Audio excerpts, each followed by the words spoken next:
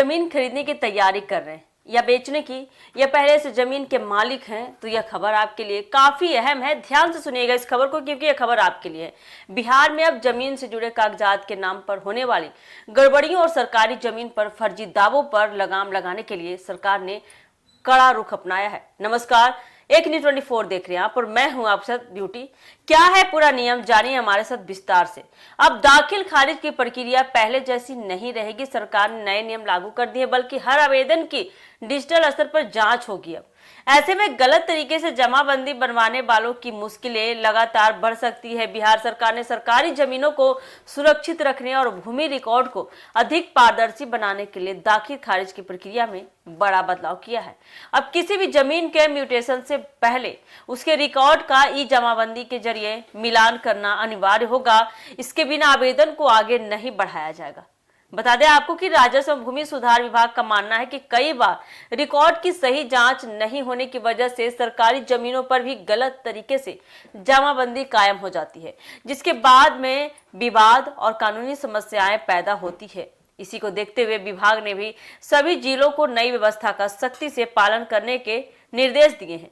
नई व्यवस्था के तहत बता दें आपको कि अंचल अधिकारियों को सरकारी जमीनों से संबंधित डिजिटल रिकॉर्ड उपलब्ध कराए गए हैं। अब दाखिल खारिज के लिए आने वाले हर आवेदन की जांच इन रिकॉर्ड के आधार पर की जाएगी। यदि किसी जमीन का वितरण सरकारी अभिलेखों से मेल नहीं खाता है तो उस पर आगे की कार्रवाई रोक दी जाएगी और पहले उसकी पूरी जांच की जाएगी। सरकार का सीधा मानना है इसको लेकर कि इस कदम से सरकारी जमीनों पर अवैध कब्जे और फर्जी दस्तावेजों के जरिए जमाबंदी कराने की कोशिशों पर काफी हद तक रोक लगेगी। साथ ही जमीन खरीदने वाले आम लोगों को भी भविष्य में होने वाले विवादों और धोखाधड़ी से राहत मिलेगी। भूमि सुधार विभाग लगातार जमीन से जुड़े रिकॉर्ड को डिजिटल बनाने पर काम कर रहा है, ताकि पूरी प्रक्रिया अधिक पारदर्शी और जवाबदेह बन सके। अधिकारियों का यह भी निर्देश दिए गए हैं कि किसी भी मामले में बिना जांच के दाखिल खारिज की मंजूरी नहीं दी जाए। सरकार का सीधा कहना है इस बार कि तकनीक की मदद से न केवल सरकारी संपत्तियों की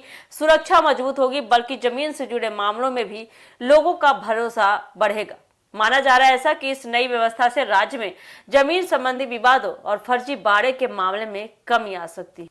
तो ये खबर आपके लिए काफी अहम थी।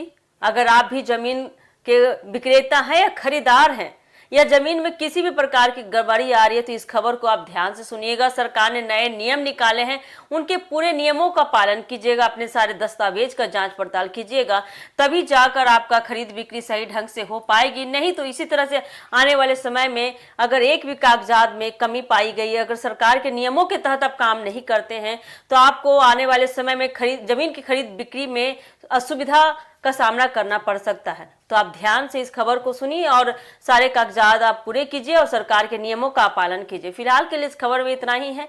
ऐसे अपडेट के लिए जुड़े हमारे एक न्यूज़ 24 के साथ। दीजिएगा इजाजत। धन्यवाद।